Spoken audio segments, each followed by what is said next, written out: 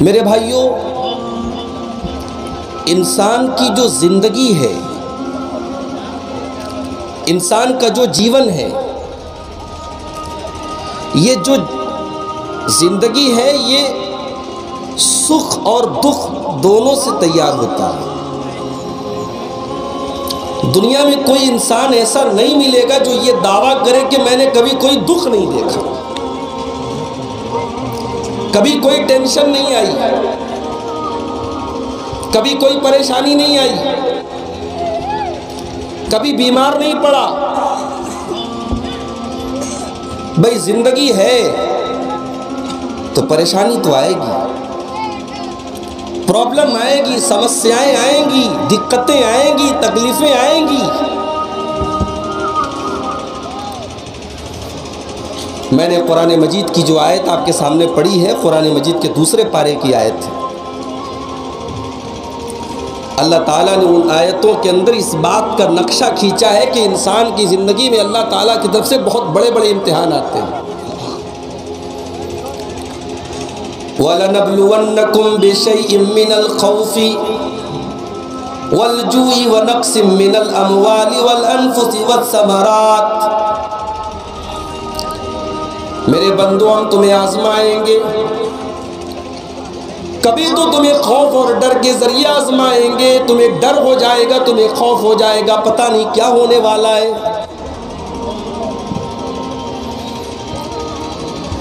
کشمیر کے اندر جا کر کے دیکھو، وہاں لوگ اپنے گھروں میں رات میں سوئے ہوئے، دھڑا دھڑ گولیوں کے چلنے کی آواز آ رہی ہے، بم کے دھماکے کی آواز آ رہی ہے، توپ کے چلنے کی آواز آ رہی ہے، گولیوں کے چلنے کی آواز آ رہی ہے۔ ان کی زندگی خوف میں گزر رہی ہے، پتہ نہیں کب کیا ہو جائے، کب آرمی والے، فوج والے گھر میں آ جائیں، کب پولیس والے گھر میں آ جائیں، کب کس کو اٹھا کے لے کے چلے جائیں۔ وَلَنَبْلُوَنَّكُمْ بِشَيْءٍ مِّنَ الْخَوْفِ، ہم تمہیں کبھی آزماتے ہیں خوف کے ذریعے، وَالْجُوعِ، اور کبھی ایسا ہوتا ہے کہ ہم تمہیں بھوک کے ذریعے بھی آزماتے ہیں۔ دوپہر کو کھانا ملا، شام کو بھوکے، شام کو کھانا ملا، دوپہر کو بھوکے۔ لاک ڈاؤن کا ٹائم آپ نے دیکھا، بہت سارے ہمارے غریب بھائیوں کے یہاں ایک ٹائم کا کھانا بھی مشکل سے ان کو نصیب ہو رہا تھا، ایسے حالات بھی آئے۔ تو اللہ تعالیٰ کبھی تو تمہیں خوف کے ذریعے آزمائے گا، کبھی تمہیں بھوک کے ذریعے آزمائے گا۔ وَنَقْصٍ مِّنَ الْأَمْوَالِ، اور کبھی اللہ تبارک و تعالیٰ تمہیں مال کی کمی کے ذریعے بھی آزمائے گا۔ تمہارا بزنس نہیں چلے گا، تمہارا کاروبار نہیں چلے گا، کاروبار میں گھاٹا ہو جائے گا، کاروبار میں مندی آ جائے گی۔ وَالْأَنفُسِ، اور کبھی اللہ تعالیٰ تمہیں جان کی کمی کے ذریعے بھی آزمائے گا۔ تمہارا کوئی اپنا تم سے جدا ہو جائے گا، تمہارا باپ دنیا سے چلا جائے گا، تمہاری ماں دنیا سے چلی جائے گی، تم کچھ نہیں کر پاؤ گے۔ بھئی اللہ کا فیصلہ آ گیا۔ میں نے یہ منظر اپنی آنکھوں سے دیکھا، زیادہ پرانی بات تو نہیں ہے، اکتوبر کی 9 تاریخ تھی۔ میری ماں رات میں 10 بجے اچانک درد محسوس ہوا سینے میں، جلدی سے مجھے بلایا۔ اتفاق میں تو تقریروں میں باہر بھی رہتا ہوں، سفر میں بھی رہتا ہوں، اتفاق کی بات میں گھر پہ تھا۔ ماں کے پاس گیا، کہا کہ سانس لینے میں دقت ہو رہی ہے۔ ڈاکٹر کے یہاں لے کے گیا، بائک پر بٹھا کر کے، اسکوٹر پہ بٹھا کر کے۔ میں گاڑی چلا رہا تھا، چھوٹا بھائی میرا پیچھے سے ماں کو پکڑے ہوئے تھا۔ ہاسپٹل میں جانے کی نوبت نہیں آئی، ہاسپٹل میں جیسے ہی گاڑی میری داخل ہوئی، میری ماں کا بے جان جسم گاڑی سے زمین پر گر پڑا، روح نکل گئی۔ ابھی میرے چھوٹے چھوٹے 3 بھائی ہیں، شادی کرنی ہے، بہت سارے سپنے دیکھے ہوں گے۔ میری ماں نے، موت کا فرشتہ آیا، لے کے چلا گیا۔ نہ میں کچھ کر سکا، نہ میرے والد کچھ کر سکے، نہ میرے بھائی کچھ کر سکے، نہ میری بہن کچھ کر سکی۔ اللہ تعالیٰ جان کی کمی سے بھی آزماتا ہے۔ ہمارا کوئی اپنا ہمیں چھوڑ کے چلا جاتا ہے اور ہماری آنکھوں کے سامنے اس کی روح نکل جاتی ہے۔ ہمارے پاس پیسہ ہے، دولت ہے، ڈاکٹر ہے، علاج ہے، دوا ہے، موت کا کوئی علاج نہیں ہمارے پاس۔ اللہ تعالیٰ قرآن میں کہتا ہے فَلَوْلَا إِذَا بَلَغَتِ الْحُلْقُومَ، جب کسی کی جان نکلنے کا ٹائم آتا ہے اور جب روح یہاں تک پہنچ جاتی ہے، جب روح حلق تک پہنچ جاتی ہے، وَأَنْتُمْ حِينَئِذٍ تَنْظُرُونَ، اور تم اپنی آنکھوں سے دیکھتے ہو تمہارا کوئی اپنا دنیا سے جانے والا ہے، تمہاری ماں جانے والی ہے، تمہارا باپ جانے والا ہے، تمہارا بیٹا جانے والا ہے، وَأَنْتُمْ حِينَئِذٍ تَنْظُرُونَ تَرْجِعُونَهَا إِن كُنتُمْ صَادِقِينَ، تو میرے بندو تم مرنے والے کو ذرا موت سے بچا کر کے تو دکھا دو، نہیں بچا سکتے تو روح کو نکلنا ہے، روح نکل جائے گی، ہم اور آپ بچا نہیں سکتے میرے بھائی۔ تو اللہ نے کہا ہم تمہیں جان کی کمی کے ذریعے بھی آزمائیں گے، والثمرات، اور ہم تمہیں پھلوں کی کمی کے ذریعے بھی آزمائیں گے۔ زمین سے پیداوار کم ہوگی، پھل کم پیدا ہوں گی، اناج کم پیدا ہوگا، یہ ساری مصیبتیں تمہارے اوپر آئیں گی، لیکن اے میرے بندو وَبَشِّرِ الصَّابِرِينَ، دنیا میں جب بھی تمہارے اوپر آزمائشیں آئیں، تکلیفیں آئیں، بیماری آئے، تو صبر کرنے والوں کے لیے اللہ کی بشارت ہے۔ اللہ اپنے نبی سے کہہ رہا ہے اے میرے نبی صبر کرنے والوں کو بشارت سنا دو۔ یہ صبر کرنے والے کون ہیں؟ اللہ نے آگے کی آیت میں وضاحت کی کہ صبر کرنے والے کون ہیں۔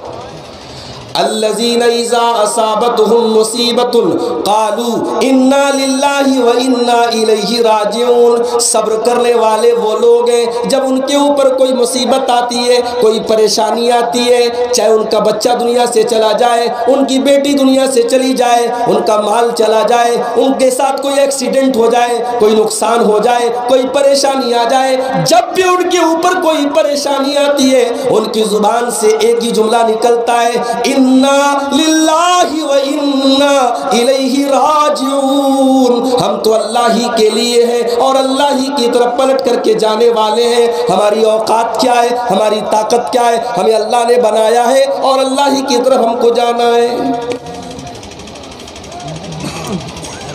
تو مصیبت آئے گی میرے بھائی زندگی،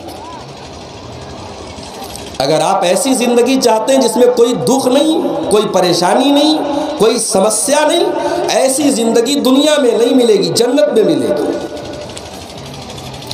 جنت میں بیماری نہیں ہے، جنت میں ٹینشن نہیں ہے، جنت میں سمسیا نہیں ہے، جنت میں کوئی تکلیف نہیں ہے۔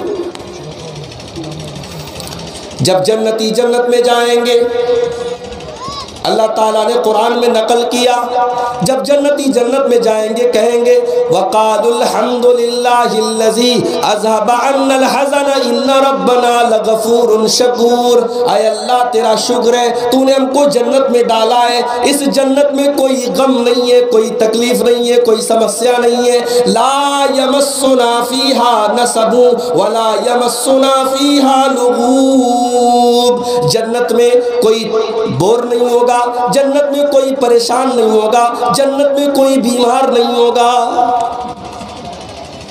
ایک بات اور بتاؤ بھئی، آپ کے گھر میں عورتیں ہیں نا، عورتیں، عورت بہت خوبصورت ہے، مگر کچھ چیزیں ایسی ہیں کہ عورت ان سے بچ نہیں سکتی۔ جیسے عورتوں کے ساتھ جو ایک اللہ تعالیٰ نے ایک فطری ایک مسئلہ رکھا ہے ہر مہینے میں، وہ مسئلہ تو ان کے ساتھ دنیا میں رہتا ہے، جنت میں عورتوں کے ساتھ وہ مسئلہ بھی نہیں رہتا۔ اللہ تعالیٰ نے جنت میں ہر قسم کی پریشانیوں سے آزاد رکھا ہے اپنے بندوں کو، جنت میں کوئی پریشانی، کوئی بیماری، کوئی دقت، کوئی تکلیف نہیں ہوگی، لیکن دنیا میں ہوگی میرے بھائی۔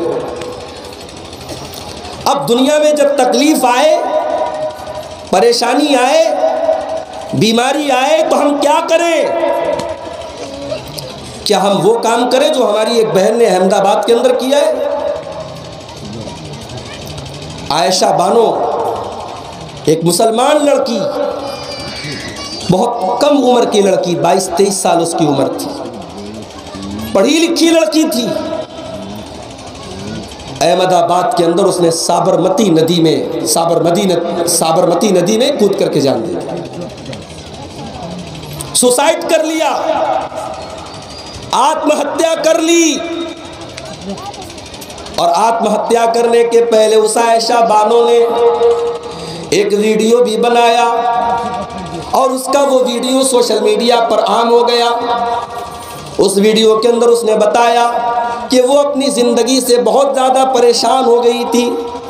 اس کی شوہر کے ساتھ اس کا معاملہ صحیح نہیں چل رہا تھا. اس کے سسرال والے جہیز کی ڈیمانڈ کر رہے تھے. وہ اپنے مائکے میں بھی رہ رہی تھی، وہاں بھی چین سے لوگ رہنے نہیں دیتے تھے. وہ اپنی زندگی سے اتنی مایوس ہو گئی کہ اس نے اپنی جان دینے کا فیصلہ کر لیا. اس نے آتم ہتیا کرنے کا فیصلہ کر لیا اور جان دینے کے پہلے اس نے وہ ویڈیو بنایا. بہت سارے لوگوں نے عائشہ بانو کا وہ ویڈیو دیکھا،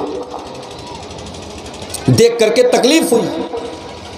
مگر یہ بات یاد رکھو، عائشہ بانو نے جو کام کیا وہ غلط کیا. زندگی میں جتنی بڑی بھی سمسیا آ جائے، پریشانی آ جائے، تکلیف آ جائے، ہمیں یہ ادھیکار نہیں ہے، ہمیں یہ رائٹ نہیں ہے کہ ہم اپنی جان دے دیں، ہم آتم ہتیا کر لیں. یہ زندگی ہماری نہیں ہے میرے بھائی، یہ زندگی اللہ نے دی ہے، یہ جیون اللہ نے دیا ہے، یہ اللہ کی امانت ہے اور ہمیں اور آپ کو یہ حق نہیں ہے کہ اس زندگی کو ہم ختم کر دیں. اسی لیے اللہ تعالیٰ نے قرآن میں فرمایا وَلَا تَقْتُلُوا أَنفُسَكُمْ إِنَّ اللَّهَ كَانَ بِكُمْ رَحِيمًا. میرے بندو تم آتم ہتیا نہ کرو، تم سوسائڈ نہ کرو، تم خودکشی نہ کرو، تم اپنے آپ کو قتل مت کرو. إِنَّ اللَّهَ كَانَ بِكُمْ رَحِيمًا. اللہ تعالیٰ تو تم پر بہت بڑا مہربان ہے، رحم کرنے والا ہے. اللہ تعالیٰ کبھی اس بات کی اجازت نہیں دے گا کہ تم آتم ہتیا کر لو، خودکشی کر لو. بھئی کیا ہمارے نبی پر پریشانی نہیں آئی؟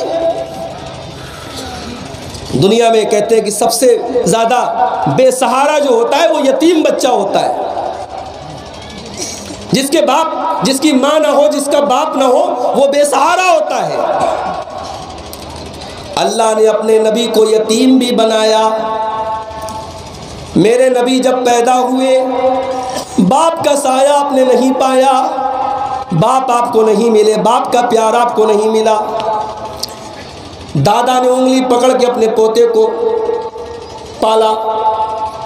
6 سال کی عمر ہوئی، نبی اکرم صلی اللہ تعالی علیہ وسلم کی ماں بھی دنیا سے چلی گئی، ماں کا بھی انتقال ہو گیا.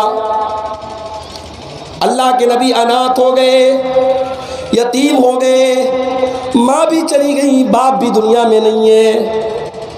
میرے پیارے بھائیوں، تم دکھ کی بات کرتے ہو، تم تکلیف کی بات کرتے ہو. میرے نبی نے تو بچپن سے دکھ دیکھے، بچپن سے تکلیفیں دیکھی ہیں. 8 سال کے ہوئے آپ کے دادا نے، جنہوں نے بڑے پیار سے آپ کا نام محمد رکھا تھا، وہ دادا بھی آپ کو چھوڑ کر کے دنیا سے چلے گئے. آپ کے چچا ابو طالب نے آپ کو پالا پوسا. پھر اور آگے بڑھو، جب اللہ کے نبی 40 سال کے ہوئے اور اللہ نے آپ کو نبی بنایا اور آپ نے نبوت کا اعلان کیا، تو آپ کو کیا لگتا ہے؟ کیا میرے نبی کے اوپر پھول برسائے گئے؟ نہیں نہیں، میرے نبی کے راستے میں کانٹے بچھائے گئے، میرے نبی کو ستایا گیا، میرے نبی کو تڑپایا گیا، میرے نبی کے راستے میں تکلیفیں بچھائی گئی، کانٹے بچھائے گئے. حالات یہاں تک آ گئے کہ 3 سال تک میرے نبی کے خاندان کا بائیکاٹ کیا گیا. میرے نبی کے پورے خاندان کو، چھوٹے چھوٹے بچوں کو پورے سماج سے کاٹ دیا گیا اور پیڑ کے پتے چبا چبا کے میرے نبی کے گھر والوں نے، میرے نبی کے خاندان والوں نے زندگی کاٹی 3 سال تک. دکھ کی بات کرتے ہو. تکلیف کی بات کرتے ہو؟ کیا میرے نبی نے کم تکلیف دیکھی؟ اللہ کے نبی نماز پڑھ رہے ہیں، سجدے میں جاتے، عقبہ ابن ابی معیط نام کا ایک ظالم آتا ہے اور وہ میرے نبی کے اوپر اونٹنی کی بچہ دانی لا کر کے رکھ دیتا ہے۔ اللہ کے نبی کے اوپر اونٹنی کی بچہ دانی لا کر کے وہ ڈال دیتا ہے۔ اللہ کے نبی سجدے سے سر نہیں اٹھا پا رہے۔ ایک مرتبہ آپ نماز پڑھ رہے، سجدے میں گئے، ایک کافر آیا اور اس نے چادر ڈال کر کے میرے نبی کا گلا دبانے کی، گلا گھونٹنے کی بھی کوشش کی۔ یہ حالات بھی آئے میرے نبی کے، وہ دور بھی میرے نبی نے دیکھا جب مکہ والوں سے آپ مایوس ہو گئے۔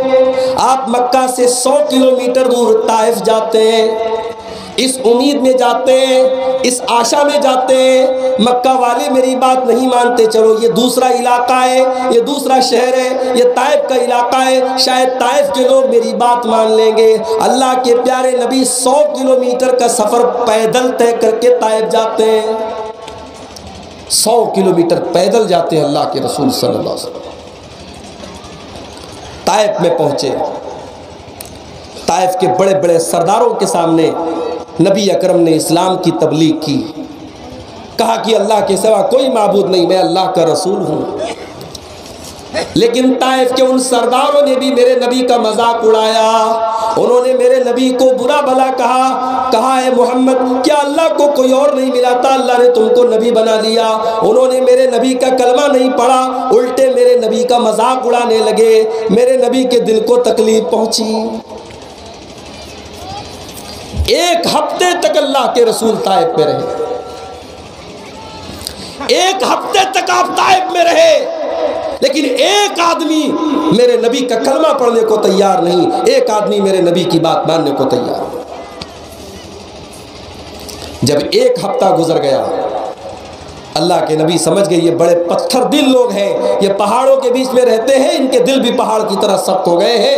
اللہ کے نبی نے حضرت زید سے کہا زید چلو اب یہاں سے چلتے ہیں، واپس چلتے ہیں۔ جب اللہ کے نبی طائف سے واپس آنے لگے تو ان طائف کے بدماشوں نے، وہاں جو لچے لڑکے تھے، جو لفنگے لوگ تھے، جو آوارہ لوگ تھے، وہ سڑک کے دونوں طرف کھڑے ہو گئے اور اللہ کے نبی کے اوپر پتھر برسانے لگے۔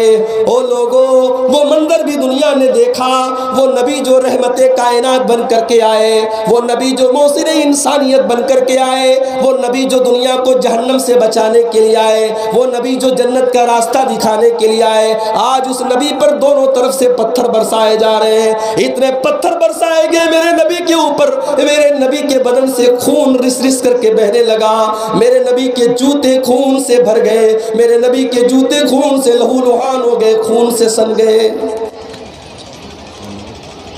اللہ کے نبی اپنی جان بچا کر کے کسی طریقے سے طائف سے نکلے، اور طائف سے 3 کلومیٹر آگے جب آپ پہنچے تو ایک کھجوروں کے باغ میں اللہ کے رسول پہنچے، اور ایک کھجور کے پیڑ کے نیچے آپ نے چین کی سانس لی اور اللہ کی بارگاہ میں آپ نے دعا کی، اللہم اشکو الیک ضعف قوتی وقلت حیلتی وہوانی علی الناس۔ اے اللہ تیرا نبی آج تیری بارگاہ میں شکایت کر رہا ہے، اے اللہ آج تیرے نبی پر پتھر برسائے جا رہے ہیں، اے اللہ آج تیرے نبی کو لہو لہان کیا جا رہا ہے، اے اللہ آج تیرے نبی کی کوئی قدر کرنے والا نہیں، تیرے نبی کے مقام کو کوئی سمجھنے والا نہیں، اے اللہ تو نے مجھے کن لوگوں کے حوالے کر دیا ہے، اے اللہ آج تیرے نبی کو یہ دن بھی دیکھنا پڑا، تیرے نبی کو آج طائف کے لوگوں نے پتھروں سے مار مار کے لہو لہان کر دیا ہے۔ میرے نبی نے یہ دکھ بھی دیکھا میرے بھائی۔ پہاڑوں کا فرشتہ آیا، اے اللہ کے نبی آپ اجازت دے دیجئے ان طائف کے لوگوں کو دونوں پہاڑوں میں رکھ کر کے پیس دیا جائے، ان کو ختم کر دیا جائے، انہوں نے آپ کے ساتھ بڑا ظلم کیا ہے، بڑی زیادتی کی ہے، آپ ان سے بدلہ لے لیجئے، ان کو پہاڑوں میں رکھ کر کے پیس دیا جائے۔ میرے نبی تو رحمت للعالمین ہے، میرے نبی تو رحمت کائنات ہے، میرے نبی نے طائف کے لوگوں سے بھی بدلہ نہیں لیا۔ میرے نبی نے فرمایا نہیں نہیں، میں یہ نہیں چاہتا کہ ان کے اوپر اللہ کا عذاب آئے، بل ارجو ان یخرج اللہ من اصلابہم من یعبد اللہ وحدہ۔ اگر یہ ایمان نہیں لاتے، نہ لائے، ہو سکتا ہے کہ ان کی آنے والی نسلیں ایمان لائیں، ہو سکتا ہے کہ ان کی اولادیں ایمان لائیں۔ اگر یہ مسلمان نہیں ہے تو کوئی بات نہیں، ان کی آنے والی نسلیں ایمان لائیں گی۔ میرے نبی سے زیادہ دکھ کسی نے دیکھا؟ وہ دن بھی آیا میرے نبی کی زندگی میں جب میرے نبی کو مکہ چھوڑ کر کے جانا پڑ رہا ہے۔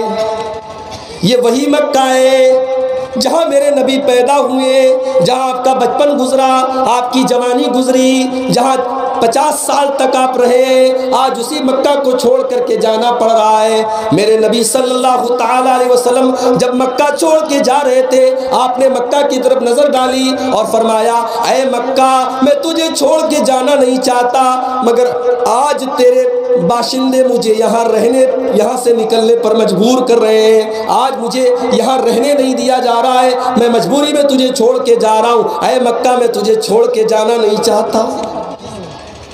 بھئی آسان بات نہیں ہے وطن چھوڑ دینا۔ پیسہ کمانے کے لیے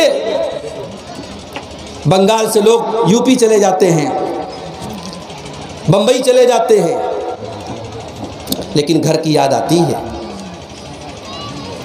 ایک آدمی سعودی عرب میں کام کرتا ہے اور گھر میں بہن کی شادی ہے اور وہ نہیں آ پا رہا ہے، بڑا دکھ ہوتا ہے، بڑی تکلیف ہوتی ہے، میری بہن کی شادی ہے، میں نہیں جا پا رہا۔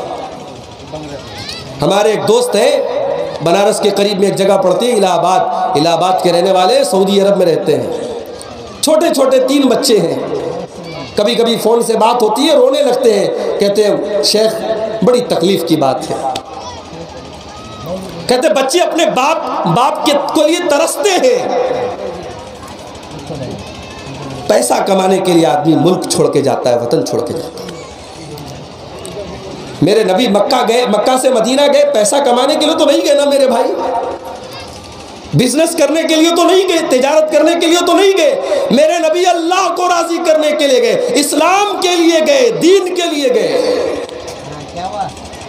مدینہ پہنچے، مدینہ پہنچ کے چین مل گیا؟ نہیں، بدر کی لڑائی ہوئی، احد کی لڑائی ہوئی، خندق کی لڑائی ہوئی، بڑی بڑی جنگیں ہوئی۔ میرے نبی نے ان سمسیاؤں کو، ان مسائل کا سامنا کیا۔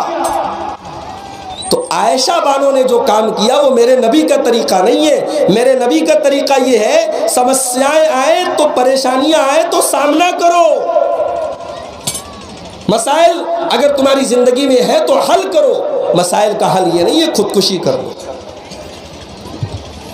اور یہ بات یاد رکھو، جو بھی انسان خودکشی کرتا ہے، آتم ہتیا کرتا ہے، وہ جہنم میں جائے گا۔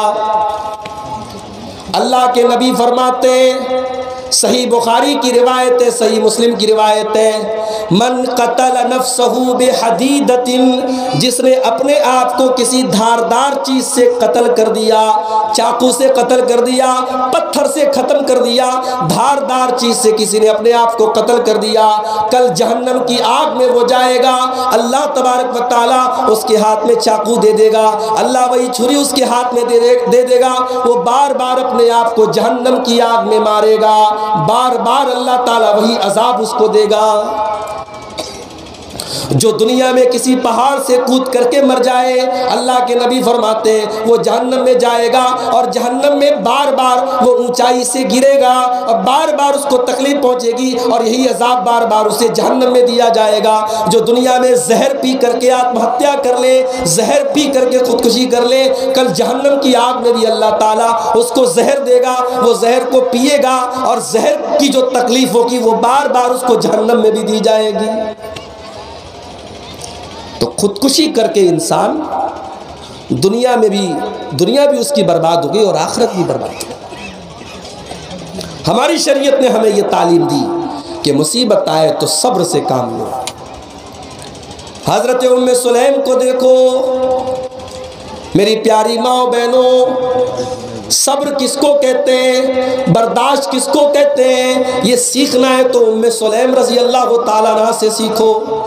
یہ کون ہے؟ یہ ابو طلحہ کی بیوی ہے، اللہ کے نبی صلی اللہ علیہ وسلم کے بڑے پیارے صحابی ابو طلحہ، ان کی بیوی ہے جن کا نام ام سلیم ہے۔ ان دونوں میاں بیوی کو ایک چھوٹا سا بچہ ہے، بچے کا نام ابو عمیر ہے۔ یہ بڑا پیارا بچہ ہے، اللہ کے نبی جب ابو طلحہ کے گھر آتے ہیں اس بچے کو گود میں لے کر کے کھلایا کرتے ہیں، اس بچے سے پیار کیا کرتے ہیں۔ ایک مرتبہ ایسا ہوا،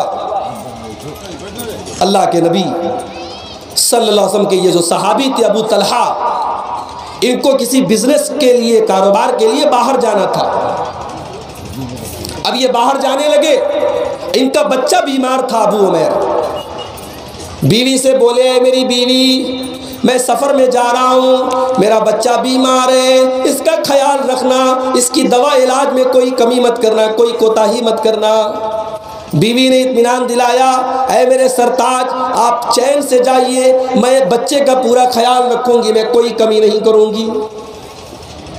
ابو طلحہ رضی اللہ تعالیٰ عنہ سفر میں چلے گئے، بچہ بیمار ہو گیا۔ ڈاکٹر آ رہے ہیں، دوا علاج کیا جا رہا ہے، مگر بچہ ٹھیک نہیں ہو رہا ہے۔ حالات یہ پیدا ہوئے کہ بچے کا انتقال ہو گیا، بچے کی موت ہو گئی، اور ابو طلحہ بھی سفر سے لوٹے نہیں ہیں، سفر سے آنے والے ہیں۔ غور سے سننا میری پیاری ماں بہنوں، ایک عورت جب تکلیف آئے تو صبر کیسا ہوتا ہے، ایک عورت نے کیسا صبر کیا ہے، ذرا اس واقعے سے اندازہ لگاؤ۔ بھائی لوگ کہتے ہیں نا کہ ماں سے زیادہ اپنے بچے سے کوئی پیار نہیں کرتا، لیکن ابو طلحہ رضی اللہ تعالیٰ عنہ کی بیوی نے ایک ماں کا بھی کردار ادا کیا اور ایک مسلمان کا بھی کردار ادا کیا۔ بچے کا انتقال ہو گیا، بچے کی لاش کو کنارے رکھا اور گھر والوں سے کہا، خبردار، میرے سرتاج آج رات میں آنے والے ہیں، بچے کی موت کے بارے میں کوئی بتانا مت میرے شوہر کو۔ شام کو ابو طلحہ گھر آئے، بخاری کے الفاظ ہیں، آتے ہی پہلا سوال کیا، میرا بچہ کیسا ہے، ابو عمیر کیسا ہے، میرا بیٹا کیسا ہے۔ ام سلیم کہنے لگی، ہے سرتاج آپ کا بیٹا بہت آرام سے، سکون سے، آپ چنتا مت کریں۔ بیوی نے کھانا لگایا، شوہر نے کھانا کھایا، رات کا وقت ہوا، بیوی نے شوہر کے لیے میک اپ کیا۔ میری پیاری ماں بہنوں، تم شادیوں میں جاتی ہو تو میک اپ کرتی ہو، تم مائکے جاتی ہو تو سور کے جاتی ہو، تمہیں کہیں جانا ہوتا ہے تم اچھے کپڑے پہنتی ہو، لیکن شوہر بیچارہ جب گھر آتا ہے تم شوہر کے لیے کبھی نہیں سجتی، شوہر کے لیے کبھی میک اپ نہیں کرتی۔ تمہارے حسن اور خوبصورتی اور تمہاری سندرتا کا اگر کوئی حقدار ہے تمہارا شوہر ہے، تم شوہر کے لیے نہیں سنورتی ہو، تم سماج کے لیے سنورتی ہو، تم مائکے کے لیے سنورتی ہو، تم شادی بیاہ کے لیے سنورتی ہو۔ میری پیاری ماں بہنوں، بہترین بیوی وہ ہے جو شوہر کے لیے اچھا کپڑا پہنے، شوہر کے لیے میک اپ کرے، شوہر کے لیے سجے، شوہر کے لیے سورے، شوہر کے لیے اپنے آپ کو خوبصورت بنائے۔ مگر افسوس کی بات ہے آج ہماری عورتیں جو ہوتی ہیں وہ ساری دنیا کے لیے سجتی ہیں لیکن شوہر کے لیے نہیں سجتی۔ اسی لیے اللہ کے نبی سے جب پوچھا گیا، اے اللہ کے نبی سب سے بہترین عورت کون سی ہے، تو اللہ کے نبی نے کہا تھا سب سے بہترین عورت وہ ہے التی تسرہ اذا نظر، جب شوہر دیکھے تو بیوی کو جب شوہر دیکھے تو شوہر خوش ہو جائے، یعنی بیوی اپنے چہرے سے، اپنی خوبصورتی سے شوہر کے دل کو لبھا دے، شوہر کے دل کو خوش کر دے۔ شوہر جب بھی بیوی کو دیکھے شوہر کی ٹینشن ختم ہو جائے، شوہر کا غم ختم ہو جائے، شوہر کی تکلیف ختم ہو جائے۔ بخاری کے الفاظ ہیں، ام سلیم رضی اللہ تعالیٰ عنہ نے شوہر کے لیے میک اپ کیا، اپنے آپ کو سجایا سنوارا، اچھے کپڑے پہنے. آج کی زبان میں اور آج کے دور میں ہم کہہ سکتے ہیں کہ میک اپ کیا، کریم لگائی، پاؤڈر لگایا، اپنے آپ کو خوبصورت بنایا اپنے شوہر کے لیے. غور کرو، معصوم بچے کی لاش گھر میں رکھی ہے، چھوٹے بچے کی لاش گھر میں رکھی ہے، اور اس بچے کی ماں اپنے شوہر کے لیے میک اپ کر رہی ہے، سج رہی ہے، سنور رہی ہے. دونوں میاں بیوی بستر پر آئے، میاں بیوی کے درمیان ملاقات ہوئی. جب صبح کا وقت آیا، ام سلیم نے شوہر سے کہا اجازت ہو تو ایک بات کہنا چاہتی ہوں. کہا بتاؤ کیا بات ہے؟ کہا یہ بتائیے کہ اگر اللہ تبارک و تعالی کسی کو، پہلے ایک سوال کا جواب دیجیے کہ اگر کوئی اپنا سامان کہیں ادھار کسی کو ادھار دے دے، عاریت کے طور پہ دے دے، امانت کے طور پہ دے دے، اور بعد میں واپس مانگے تو کیا واپس دے دینا چاہیے یا برا ماننا چاہیے؟ کہا کہ بھائی جب سامان کسی نے ادھار دیا تھا اور واپس مانگ رہا ہے تو ہمارا سامان تو تھا نہیں، اس نے ہم کو ادھار دیا تھا تو واپس مانگ رہا ہے تو دے دینا چاہیے. کہا کہ خوشی خوشی دینا چاہیے یا ناراض ہو کے دینا چاہیے؟ کہا خوشی خوشی دینا چاہیے، سامان ہمارا تھوڑی تھا، سامان جس کا تھا وہ مانگ رہا ہے، دے دو. کہا ہے میرے سرتاج، ہمارا بچہ بھی اللہ تعالیٰ کی طرف سے ایک امانت تھا، اللہ تعالیٰ نے اپنی امانت کو واپس لے لیا ہے.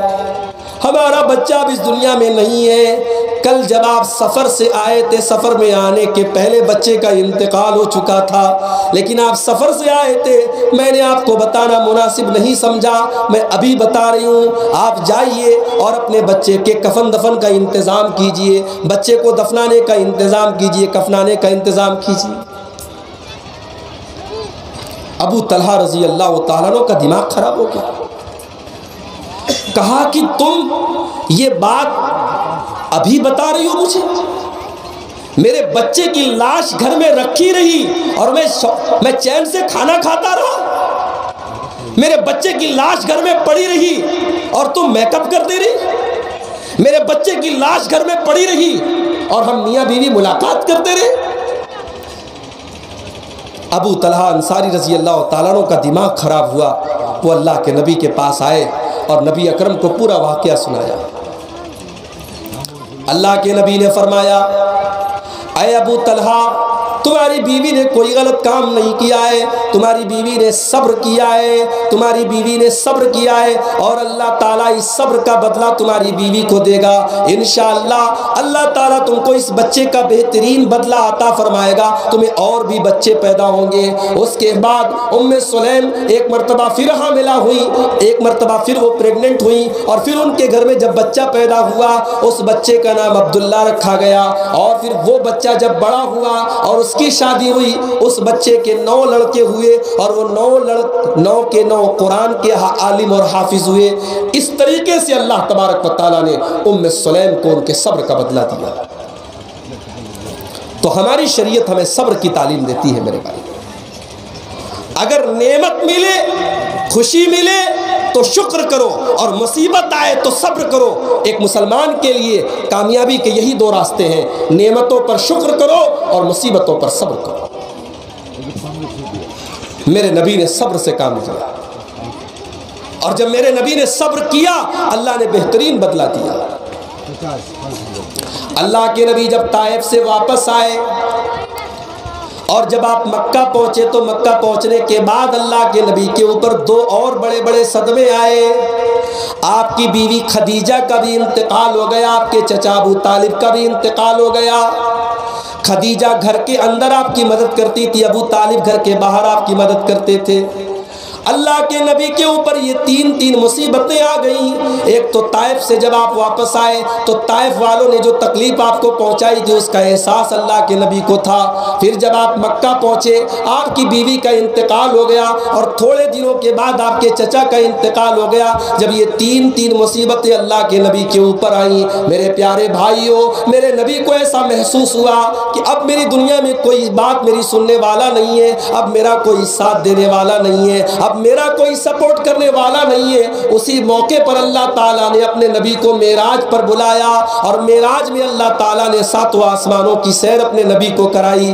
معراج کے سفر میں اللہ تعالیٰ نے اپنے نبی کو آسمانوں پر مہمان بنا کر کے بلایا۔ گویا اللہ تعالیٰ نے اپنے نبی کو یہ میسج دیا، یہ پیغام دیا، اے میرے نبی، دنیا میں کوئی آپ کی بات مانے یا نہ مانے، میں اللہ آپ کا رب، میں آپ کو مہمان بنا کے اپنے پاس بلا رہا ہوں، اور میں آپ کی عزت کروں گا، اور فرشتے آپ کا احترام کریں گے، اور اے میرے نبی، اس طریقے سے دنیا میں آپ کا مقام لوگوں کے سامنے واضح ہو جائے گا۔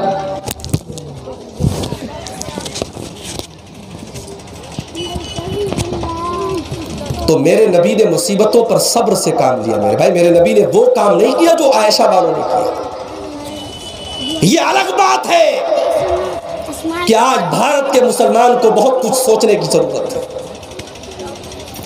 ابھی آج کی نیوز آپ نے پڑھی، اتر پردیش کے لکھنؤ میں ایک سرکاری دلال رہتا ہے جس کا نام وسیم رضوی ہے۔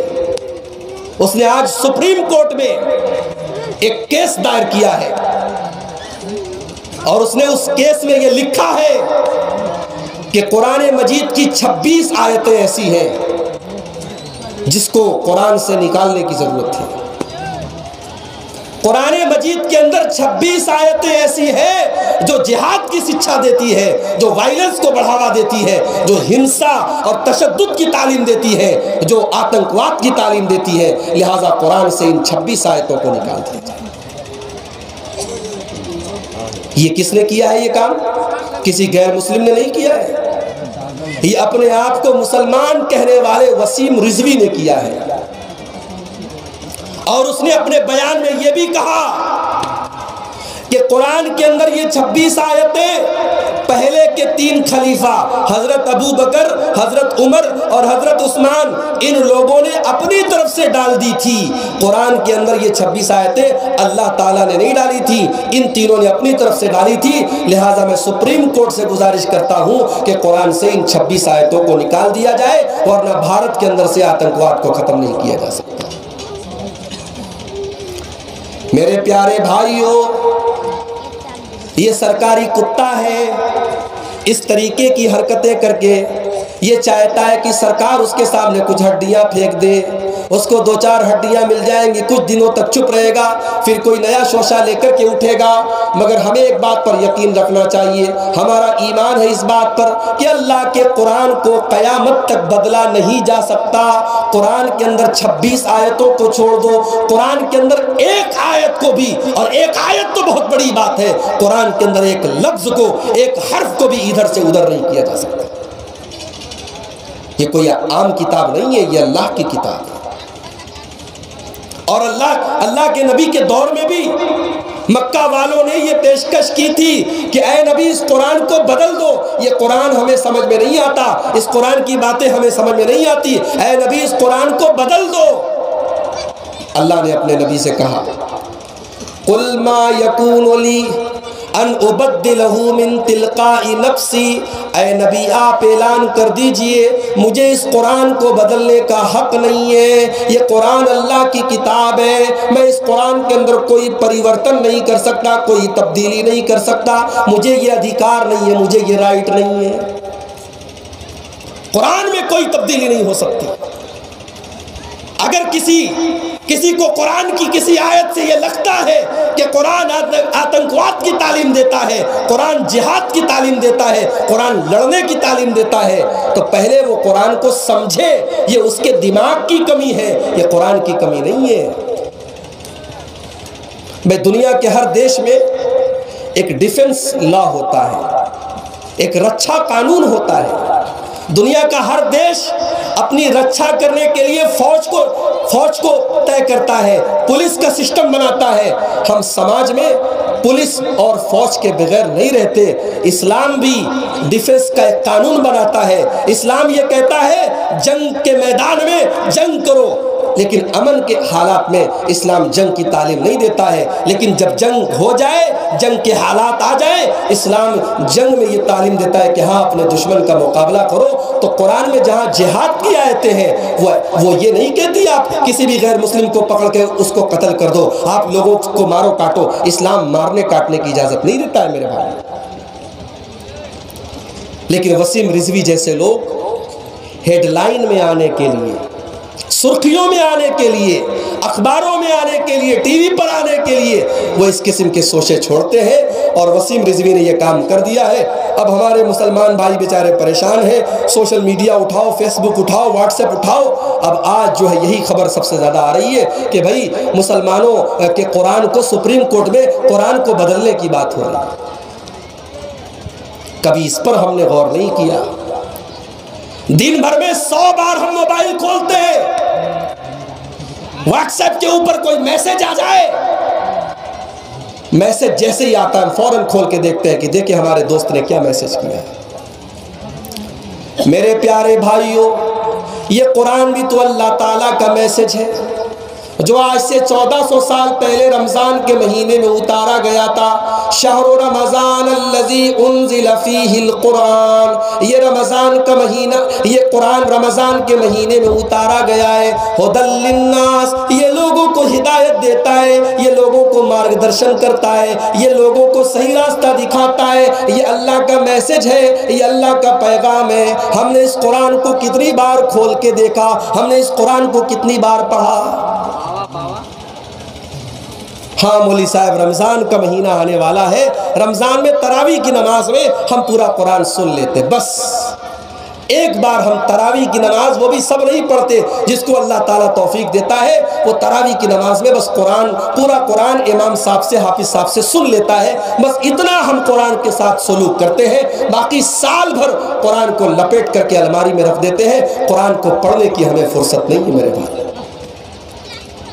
اللہ کے نبی نے کہا تھا اسی قرآن کے ذریعے اللہ عزت بھی دیکھا اور اسی قرآن کے ذریعے اللہ ذلیل بھی کرے گا۔ قرآن کو چھوڑو گے، قرآن پر عمل نہیں کرو گے، قرآن کو لپیٹ کر رکھ دو گے تو اللہ تعالیٰ ذلیل کرے گا۔ آج ہم دنیا میں ذلیل ہیں اس لیے کہ ہم نے قرآن کو چھوڑ دیا ہے میرے پیارے۔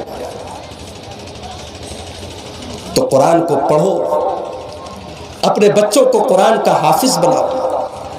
آج عائشہ بانو نے قرآن پڑھا ہوتا وہ خودکشی نہ کرتی، وہ آتم ہتیا نہ کرتی۔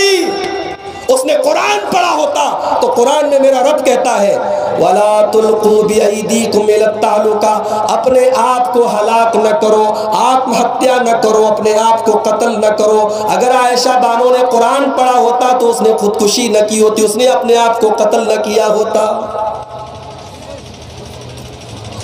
اور ہماری وہ بہن جہیز کی وجہ سے دنیا سے چلی گئی۔ ہم لوگ ماشاءاللہ یہاں جتنے لوگ بیٹھے سب اہل حدیث لوگ ہیں، سب قرآن حدیث پہ چلنے والے لوگ ہیں، سب سینے پر ہاتھ باندھنے والے لوگ ہیں، سب آمین زور سے بولنے والے لوگ ہیں، سب رفع یدین کرنے والے لوگ ہیں۔ مگر ابھی میں ہاتھ اٹھا کر کے پوچھوں کہ بتاؤ آپ شادی میں جہیز کا لین دین کرتے ہو کہ نہیں کرتے؟ اگر میں پوچھوں سب کی گردن جھک جائے گی، ہاں مولوی صاحب ہمارے یہاں تو جہیز لیا جاتا ہے، دیا جاتا ہے۔ نمازی بھی لے رہا ہے، بے نمازی بھی لے رہا ہے، عالم بھی لے رہا ہے، جاہل بھی لے رہا ہے، برا بھی لے رہا ہے، نیک بھی لے رہا ہے، سب لے رہے ہیں جہیز۔ حالات تو یہ ہے کہ غریب باپ بیچارہ جس کی 2-3 لڑکیاں ہوں وہ بیچارہ اپنی عمر کے پہلے بوڑھا ہو جاتا ہے، اس کے بال پکنے لگتے ہیں، اس کے چہرے پر جھریاں آنے لگتی ہیں، اس کو یہ چنتا کھاتی ہے کہ میں اپنی بیٹیوں کی شادی کیسے کروں۔ میرے پیارے بھائیوں، عائشہ بانو تو چلی گئی، وہ ہمیں اور آپ کو یہ سبق سکھا کر کے گئی ہے کہ اگر ہم نے سماج کا سسٹم نہیں بدلا، اگر ہم نے جہیز کو ختم نہیں کیا تو نہ جانے کتنی عائشہ بانو اسی طریقے سے مرتی رہیں گی، ہماری کتنی بہنیں اس دنیا سے جاتی رہیں گی اور جان دیتی رہیں گی۔ ہم نے بیٹی کو بوجھ بنا دیا، لڑکی پیدا ہوتی ہے باپ کی پیشانی پر سلوٹیں آ جاتی ہے، ارے یار یہ کون سی مصیبت میرے گھر میں آ گئی، اب اس کی شادی کرنا پڑے گا، اس کے جہیز کا انتظام کرنا پڑے گا۔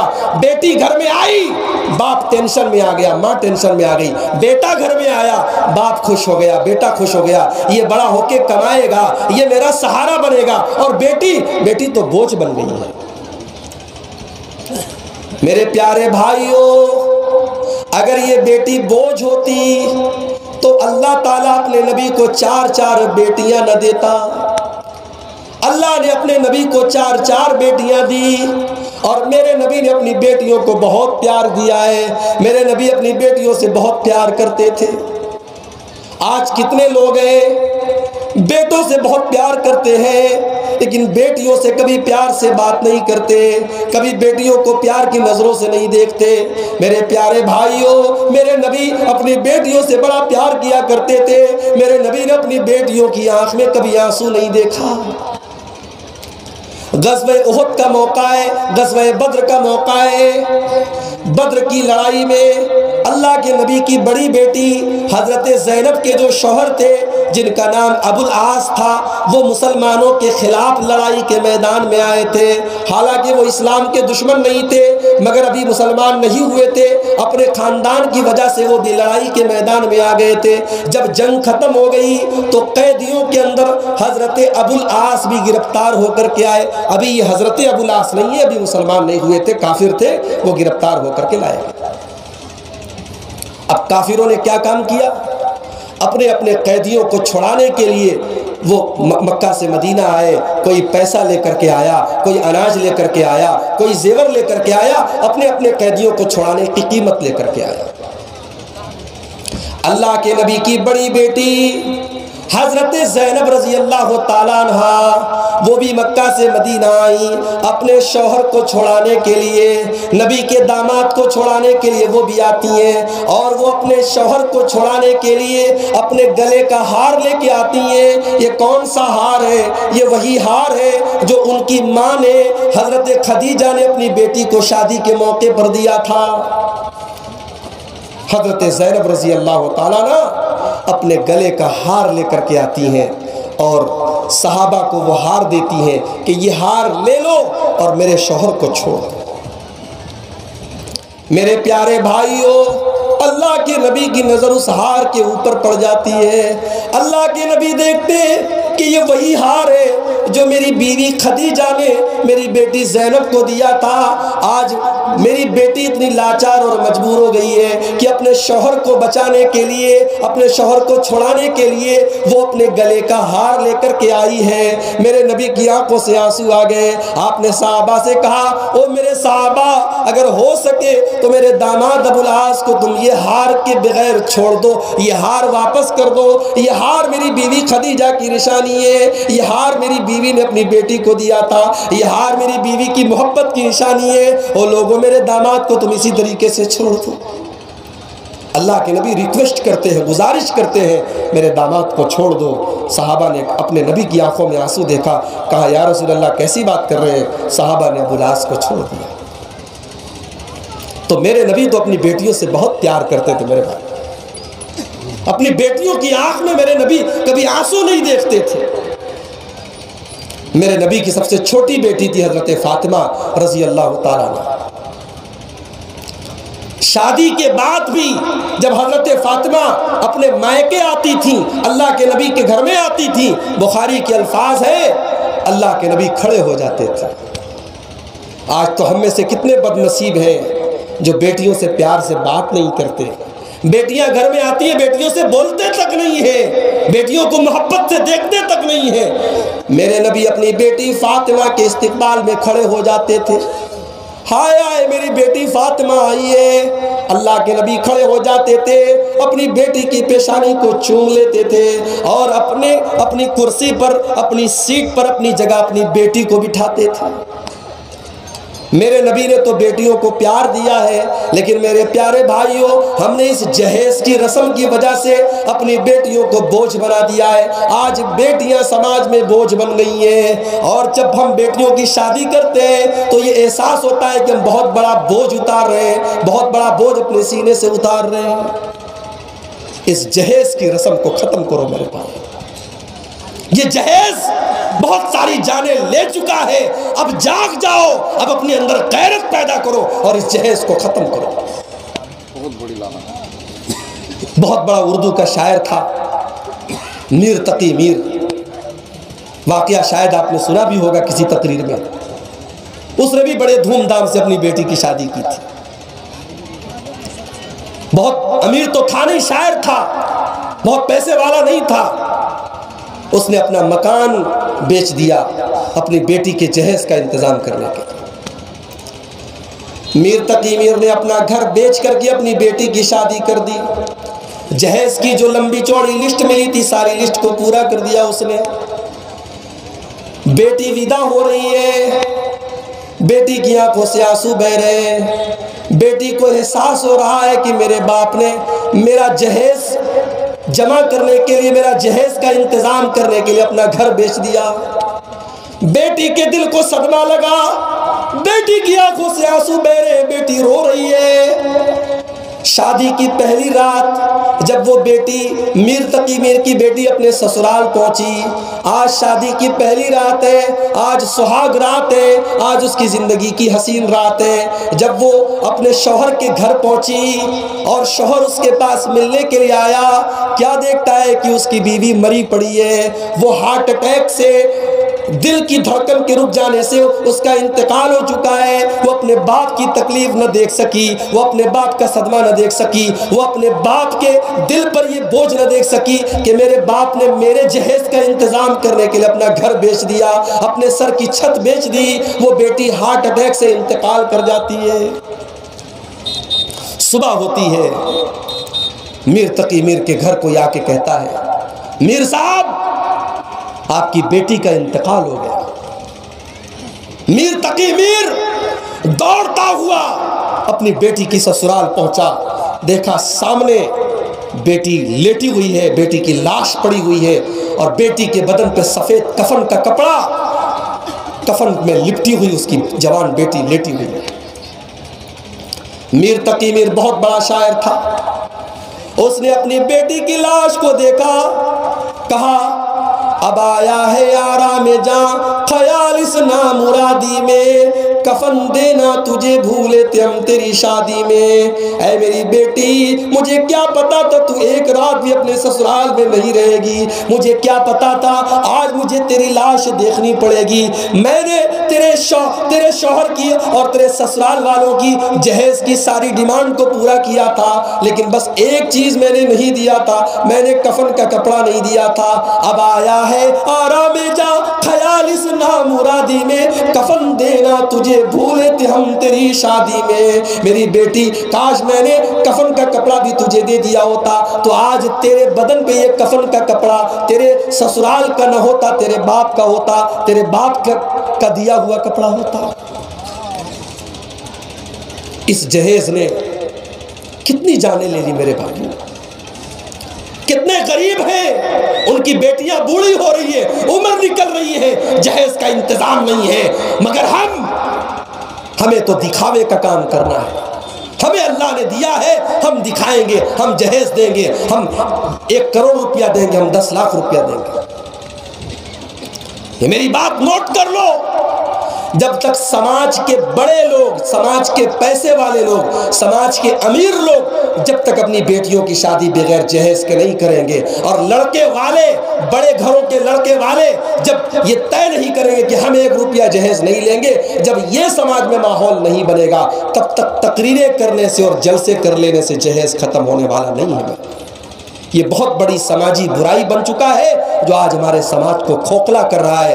عائشہ بانو تو چلی گئی, مگر عائشہ بانو ہم کو آئینہ دکھا کے چلی گئی ہے. مسلمانوں تم سفید کپڑے پہنتے ہو لیکن تمہارے سفید کپڑے پر بہت بڑے بڑے دھبے لگے ہوئے ہیں. عائشہ بانو ہمارے دھبے دکھا کے ہم کو چلی گئی. آج سماج کے حالات آپ دیکھیے کیا ہے. کوئی لڑکا آپ کو شاید ایسا پورے گاؤں میں ملے گا جس کی گرل فرینڈ نہ ہو, کوئی لڑکی شاید ایسی ملے گی جس کا کوئی بوائے فرینڈ نہ ہو.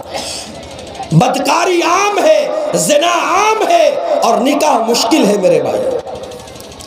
نکاح کرنا ہے، شادی کرنا ہے، بہت پاپڑ بیلنا پڑے گا بھائی، بارات کا انتظام کرنا پڑے گا، جہیز کا انتظام کرنا پڑے گا، 2 لاکھ روپے چاہیے، زیور کا انتظام کرنا ہے، شادی کرنے کے لیے بہت پاپڑ بیلنا ہے، زنا کرنا ہے، بدکاری کرنا ہے، بہت آسان طریقہ ہے، 500 روپے میں زنا ہو جائے گا۔ زنا آسان ہے، بدکاری آسان ہے، نکاح مشکل ہے۔ میرے نبی نے کہا تھا یسر النکاح، نکاح کو آسان کرو۔ میرے نبی نے کہا تھا ان اعظم النکاح برکتن ایسرہ مؤونتن، سب سے زیادہ برکت والا نکاح وہ ہے جس میں سب سے کم خرچ کیا جائے۔ میرے نبی نے کہا تھا کہ تمہارے لڑکا یا لڑکی کے لیے دیندار اور اچھا رشتہ مل جائے، شادی کر دو، نکاح کر دو۔ اگر تم نہیں کرو گے زمین میں فساد پھیلے گا، زمین میں فتنہ پھیلے گا۔ میرے بھائیو، آج وہ فتنہ ہمارے سامنے موجود ہے، وہ فتنہ پھیل رہا ہے، تو ہمیں اور آپ کو اس پر غور کرنے کی ضرورت ہے۔ میرے بھائیو، ہم مسجد میں مسلمان ہیں، ہم جلسے میں مسلمان ہیں، ہم رمضان میں مسلمان ہیں، مگر ہم لین دین کے معاملے میں، ہم شادی بیاہ کے معاملے میں، ہم رسم و رواج کے معاملے میں مسلمان نہیں ہیں۔ ہم رسم و رواج کے معاملے میں وہ کرتے ہیں جو ہمارے سماج میں ہوتا چلا آیا۔ میرے نبی نے تو سماج کے رسم و رواج کو توڑا ہے میرے بھائیو۔ میرے نبی تو رسم و رواج کو توڑنے کے لیے دنیا میں آئے تھے۔ میرے نبی جب دنیا میں آئے تو ایک رواج یہ بھی تھا جو ایک ایک عورت سے 4 مرد اکٹھے شادی کرتے تھے، ایک ایک عورت سے 10 لوگ اکٹھے شادی کیا کرتے تھے، اور جب بچہ پیدا ہوتا تھا عورت جس کا نام لیتی تھی وہی بچے کا باپ مان لیا جاتا تھا۔ یہ بھی ایک رواج تھا۔ ایک رواج یہ بھی تھا شوہر مر جاتا تھا تو بیوی کو 1 سال تک ایک کوٹھری میں بند کر دیتے تھے، وہ اسی میں کھانا کھاتی تھی، اسی میں پیخانہ کرتی تھی، اسی میں پیشاب کرتی تھی، 1 سال تک اس کوٹھری سے نکلنے کی اجازت نہیں تھی۔ ایک رواج یہ بھی تھا عرب کے اندر بہت سارے قبیلوں کے اندر کہ بیٹی پیدا ہوتی تھی تو اس کا پیدا ہونا منحوس سمجھا جاتا تھا، اور بیٹی کو پیدا ہونے ہی نہیں دیا جاتا تھا، اور پیدا ہو جاتی تھی تو اس کو زندہ زمین میں گاڑ دیا جاتا تھا۔ میرے نبی دنیا میں آئے، آپ نے یہ سارے رسم و رواج کو ختم کیا، آپ نے زندہ زمین میں لڑکی کو گاڑنے کی رسم کو بھی ختم کیا۔ آپ قرآن کی آیت لے کر کے آئے وَإِذَا الْمَوْءُودَةُ سُئِلَتْ، او لوگوں کل قیامت کے دن پوچھا جائے گا، اس معصوم بچی سے پوچھا جائے گا، اے معصوم بچی، تیرے باپ نے زمین میں تجھے گاڑا تھا، تجھے زندہ زمین میں دفن کیا تھا، تجھے کس جرم کی سزا تیرے باپ نے دی تھی؟ ہم لوگ تو ماشاءاللہ ترقی کر گئے۔ 1400 سال پہلے لڑکی پیدا ہوتی تھی تب زمین میں گاڑتے تھے، ہم تو پیدا بھی نہیں ہونے دیتے، ہم تو ماں کے پیٹ بھی ہی اسے قتل کر ڈالتے ہیں۔ انٹرنیٹ پر آپ یوٹیوب پہ ڈال کے دیکھیے جو ایبارشن ہوتا ہے وہ کیا ہوتا ہے۔ آدمی ڈاکٹر کے یہاں گیا، 3 بیٹیاں پہلے سے موجود ہیں، اب 4تھی مرتبہ بیوی پریگننٹ ہو گئی تو ڈاکٹر سے کہتا ڈاکٹر صاحب تھوڑا اس کی جانچ کر کے دیکھیے لڑکا ہے کہ لڑکی ہے۔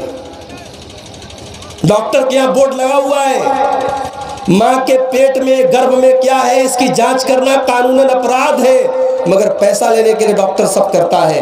ڈاکٹر نے دھیرے سے پیسہ لے لیا، جانچ کر کے بتایا ارے تیری بیوی کے پیٹ میں تو لڑکی پل رہی ہے، لڑکی ہونے والی ہے۔ اچھا ڈاکٹر صاحب مجھے پہلے سے 3 لڑکیاں ہیں، 3 لڑکیوں کی شادی کرنا مشکل کام ہے، یہ 4تھی لڑکی میں نہیں پال سکتا، ایسا کرو ایبارشن کر دو، اس کو ماں کے پیٹ میں ختم کر دو۔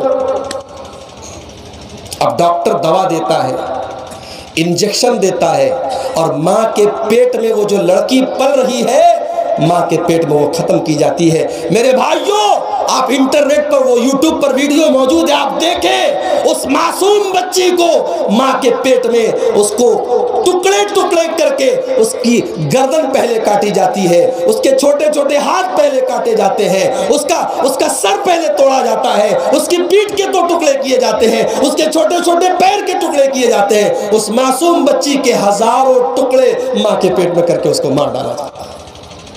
یہ آج کا انسان کر رہا ہے، یہ پڑھا لکھا انسان کر رہا ہے۔ یہ اس دور، اس ترقی کے دور کا انسان کر رہا ہے۔ ارے ہم سے تو اچھے وہ تھے، وہ تو اپنی بیٹی کو پیدا ہونے دیتے تھے، دنیا میں سانس لینے دیتے تھے، ہم تو سانس بھی لینے نہیں دیتے، ہم تو ماں کے پیٹ میں ہی بچی کو مار ڈالتے۔ میرے بھائیوں، میرے نبی نے عورت کا مقام دنیا کو بتایا۔ میرے نبی نے آ کے بتایا کہ او لوگوں، یہ عورت کوئی سامان نہیں ہے، یہ کوئی لعنت نہیں ہے، یہ کوئی کلنک نہیں ہے، یہ بیٹی بن کے آتی ہے تو تمہیں جہنم کے عذاب سے بچانے کا کام کرتی ہے۔ یہ عورت بیوی جب بنتی ہے تمہارے گھر میں جاتی ہے، سکون تمہیں پہنچاتی ہے۔ یہ عورت جب ماں بنتی ہے تو اس کے پیروں کے نیچے تمہاری جنت ہوتی ہے۔ یہ بہن بنتی ہے تو بھائی کا ساتھ دیتی ہے۔ میرے نبی نے عورت کا صحیح مقام بتایا۔ آج افسوس کی بات ہے، اس نبی کی تعلیمات پر ہم عمل کرنے کے لیے تیار نہیں ہیں، اور اسی لیے آج اتنے برے حالات ہمارے اوپر آئے ہوئے ہیں۔ ایک آخری حدیث آپ کو سناؤں گا، پھر بات اپنی ختم کروں گا۔ اللہ کے نبی صلی اللہ علیہ وسلم کی وہ حدیث آپ اپنے سامنے رکھیں۔ یہ جو پریشانیاں ہمارے اوپر آ رہی ہیں، یہ جو مصیبتیں آ رہی ہیں، ایسا نہیں ہے کہ اللہ کے نبی نے مصیبتوں کے بارے میں نہیں بتایا تھا، نبی نے ساری مصیبتوں کا نام لے کر کے بتایا تھا، یہ مصیبتیں آئیں گی دنیا میں۔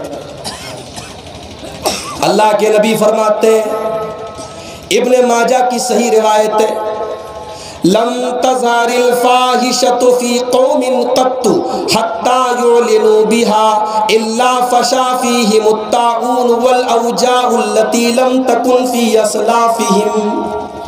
جب کسی قوم کے اندر بے حیائی پھیل جائے، جب سماج میں ننگا پن پھیل جائے، جب سماج کے لوگ گندے ہو جائیں، ننگے ہو جائیں، جب لڑکے لڑکیاں کھلے عام زنا کرنے لگے، بدکاری کرنے لگے، جب گرل فرینڈ اور بوائے فرینڈ کا کلچر عام ہو جائے، جب لڑکے لڑکیوں کی دوستی عام ہو جائے، جب اسکولوں اور کالجوں میں لڑکے لڑکیاں ایک دوسرے سے بے حیائی کرنے لگے، جب یہ حالات آ جائیں تو اللہ تعالیٰ دنیا میں ایسے ایسے وائرس بھیجے گا، ایسی ایسی بیماریاں بھیجے گا کہ تمہارے باپ دادا نے ان کا نام بھی نہیں سنا تھا۔ ابھی کورونا ختم نہیں ہوا ہے، یہ الگ بات ہے، بنگال میں کورونا نہیں ہے۔ کیوں صاحب؟ بنگال میں چناؤ چل رہا ہے۔ کہتے ہیں نا، جب تک دوائی نہیں تب تک ڈھلائی نہیں، اور جہاں پہ چناؤ ہے وہاں کوئی کڑائی نہیں۔ جہاں چناؤ ہو رہا ہے وہاں کوئی دقت نہیں ہے۔ آپ مہاراشٹر میں چلے جائیے، بڑی دقت ہو رہی ہے، فلائٹ سے کوئی جا رہا ہے، جانے نہیں دے رہے، کئی جگہوں پہ لاک ڈاؤن لگ گیا ہے مہاراشٹر میں۔ تو کورونا کا ہم نے معاملہ دیکھا۔ ابھی 2 دن پہلے بنارس میں میری اپنی سگی خالہ، زیادہ ان کی ایج نہیں ہے، 40 سے 45 سال ان کی ایج ہوگی، میری سگی خالہ ہے، اچانک ان کے ہاتھ پیر میں حرکت بند ہو گئی۔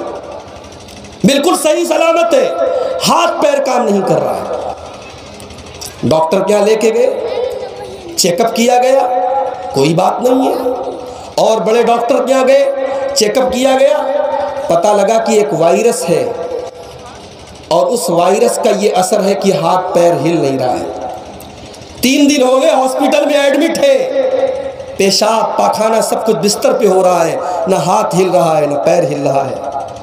میرے بھائیوں، آج ایسی ایسی بیماریاں اور ایسے ایسے وائرس آ رہے، ہم نے کبھی نام بھی نہیں سنا تھا، ہمارے باپ دادا نے کبھی نام بھی نہیں سنا تھا، کبھی جانا بھی نہیں تھا، کبھی ہم نے سوچا بھی نہیں تھا ایسی بیماری آئے گی، ایسا وائرس آئے گا، پورا ہندوستان، پورا بھارت، پوری دنیا بند ہو جائے گی، مسجدیں بند ہو جائیں گی، مدرسے بند ہو جائیں گے، سب کچھ پوری دنیا تھم جائے گی، ریلوے، ٹرین، فلائٹ سب بند ہو جائیں گے۔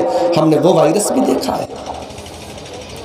اللہ کے نبی کہہ رہے ہیں، جب بے حیائی کرو گے، جب عریانیت کرو گے، جب ننگے پن پر اتر جاؤ گے، اللہ تعالیٰ ایسے وائرس اور ایسی بیماریاں بھیجے گا تمہارے باپ دادا نے نام بھی نہیں سنا تھا۔ اس کے بعد اللہ کے نبی فرماتے ہیں، وَمَا لَمْ يَنْقُصُ الْمِكْيَالَ وَالْمِيزَانَ إِلَّا أُخِذُوا بِالسِّنِينَ وَشِدَّةِ الْمَؤُونَةِ۔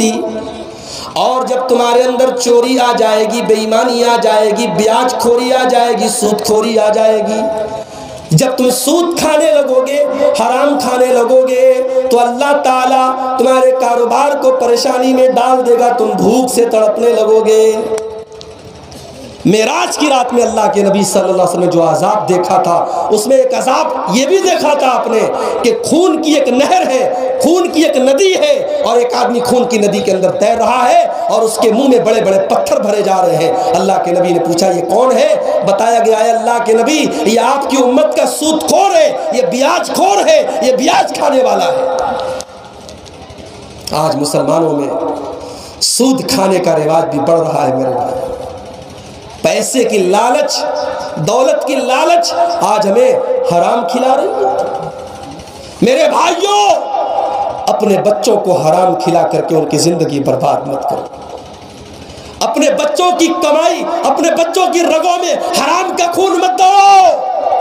اللہ کی قسم تمہاری نمازیں قبول نہیں ہوگی، تمہارے روزے قبول نہیں ہوں گے، تمہارے صدقہ اور خیرات قبول نہیں ہوں گے، تمہاری کوئی نیکی قبول نہیں ہوگی اگر اپنے بچوں کو حرام کھلاؤ گے۔ آج سود اور بیاج کھلا رہے اپنے بچوں کو۔ طرح طرح کی گورنمنٹ کی اسکیمیں آتی ہیں، بینکوں کی اسکیمیں آتی ہیں، ہم ذرا سے فائدے کے لیے سود اور بیاج کا پیسہ اپنے گھر میں لاتے ہیں۔ خبردار، سود اور بیاج کا پیسہ اگر گھر میں لاتے ہو تو اللہ کی وعید کے لیے تیار ہو جاؤ، اللہ کی وعید کے لیے تیار ہو جاؤ۔ تمہاری دعائیں، تمہاری نمازیں، تمہاری عبادتیں قبول نہیں ہوگی میرے پیارے۔ تو اللہ کے نبی کہتے ہیں جب کسی قوم کے اندر ناپ تول میں کمی آ جائے، چوری آ جائے، بے ایمانی آ جائے، حرام خوری آ جائے، تو اس قوم کو اللہ تبارک و تعالیٰ اس طریقے سے آزمائے گا کہ اس قوم کے کاروبار پر مندی کی مار پڑ جائے گی اور لوگ بھوکے مرنے لگیں گے۔ وَمَا لَمْ يَمْنَعُوا زَكَاةَ أَمْوَالِهِمْ، اور جب کسی قوم کے اندر لوگ زکوٰۃ صحیح طریقے سے نہیں دیں گے، اپنے پیسے کی صحیح طریقے سے زکوٰۃ نہیں نکالیں گے، تو اس قوم کے اوپر آسمان سے بارش نہیں ہوگی۔ زکوٰۃ ہم اور آپ صحیح طریقے سے نکالتے؟ مجھے تو نہیں لگتا نکالتے۔ رمضان کا مہینہ آتا ہے، زکوٰۃ لینے والے ہمارے گھر آتے ہیں اور ان کو ہم ذلت کے ساتھ کھڑا کر کے، آپ بامبے میں چلے جائیے، آپ بنگلور میں چلے جائیے، جو ہمارے مولوی لوگ، مدرسے والے لوگ یہ زکوٰۃ لینے کے لیے جاتے ہیں، بڑے بڑے دکاندار لائن لگا کر کے فقیروں کی طرح اور مانگنے والوں کی طرح لائن لگا کر کے ان کو زکوٰۃ دیتے ہیں۔ ارے تجھے تو احسان ماننا چاہیے، تجھے تو احسان ماننا چاہیے کہ تیرے گھر پہ آ کر کے وہ تجھ سے زکوٰۃ لے رہا ہے، مگر تو اسے فقیروں کی طرح لائن لگا کے زکوٰۃ دے رہا ہے۔ اللہ کے نبی فرما رہے ہیں جب تم زکوٰۃ اپنے مال کی صحیح طریقے سے نہیں دو گے، اللہ تعالیٰ آسمان سے بارش کو نازل کرنا بند کر دے۔ اور حدیث کا آخری ٹکڑا، وَمَا لَمْ تَحْكُمْ أَئِمَّتُهُمْ بِكِتَابِ اللَّهِ، اور جب کسی قوم کے اندر علماء قرآن اور حدیث کے مطابق فیصلہ نہیں کریں گے، جب کسی قوم کے اندر لوگ اپنی اپنی رائے پر چلیں گے، اپنے اپنے عقل پر چلیں گے، قرآن اور حدیث پر نہیں چلیں گے، إِلَّا جَعَلَ اللَّهُ بَعْثَهُمْ بَيْنَهُمْ، اللہ تعالیٰ اس قوم کے لوگوں کو آپس میں لڑا دے گا، فرقہ فرقہ کر دے گا۔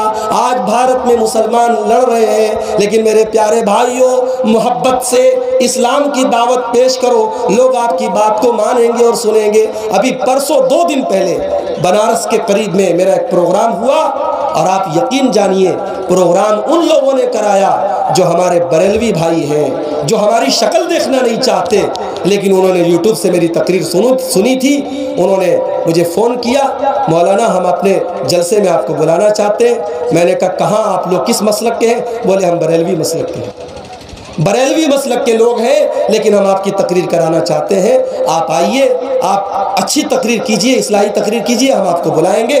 اور آپ یقین مانیے وہ تقریر آج یوٹیوب پر آ چکی ہے، 2 دن پہلے کی بات ہے، میں نے تقریر کیا اور اپنی بات قرآن و حدیث کی روشنی میں ہم نے رکھی۔ میرے بھائیوں، محبت سے، پیار سے ہم غیر مسلک کے لوگوں کا بھی دل جیتیں اور قرآن حدیث کی دعوت کو پیش کریں تو انشاءاللہ ہماری صفوں میں اتحاد پیدا ہو جائے گا۔ ہم نفرت کی بات کریں گے، ہم لڑانے کی بات کریں گے، ہم بدتمیزی کی بات کریں گے، ہم بد اخلاقی کی بات کریں گے، تو جو ہمارے قریب آنے والا ہے وہ بھی دور ہو جائے گا۔ تو محبت سے، اخلاق سے، جو نبی کا طریقہ تھا اس طریقے سے اپنے قریب لائیں۔ اللہ کے نبی فرماتے ہیں کہ قرآن و حدیث کو چھوڑ کر کے جب لوگ اور طریقے سے فیصلہ کرنے لگیں گے تو ان کے درمیان اللہ تبارک و تعالیٰ دوری پیدا کر دے گا۔